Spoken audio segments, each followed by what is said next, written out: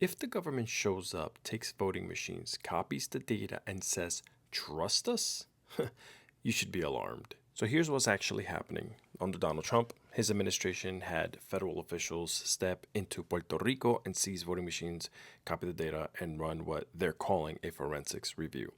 This wasn't local election officials asking for help. This involved the intelligence community under Tulsi Gabbard working with the Federal Bureau of Investigations.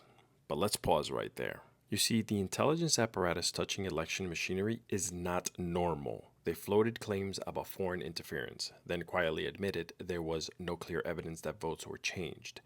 What they did say was, we found vulnerabilities. And listen carefully. If you go looking for something long enough, you'll find something, especially if your goal isn't security but control.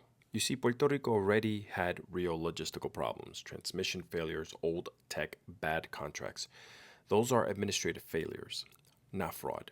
But this administration doesn't care about fixing systems, they care about building a narrative. Because once you say, look, this place is broken, you get to say, so we need federal control. And that's the play. Trump has been openly talking about nationalizing elections, talking about taking power away from the states and concentrating it at the federal level underneath him. And Puerto Rico is the perfect test case. A territory, Latino voters, less political protections, less media outrage. And let me say this clearly.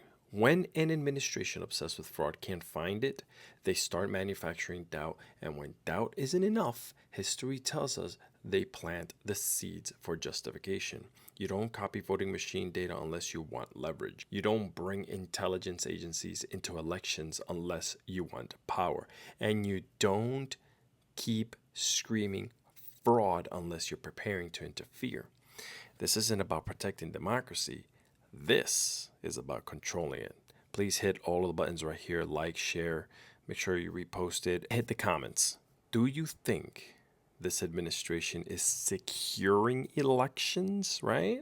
Or laying the groundwork to control them?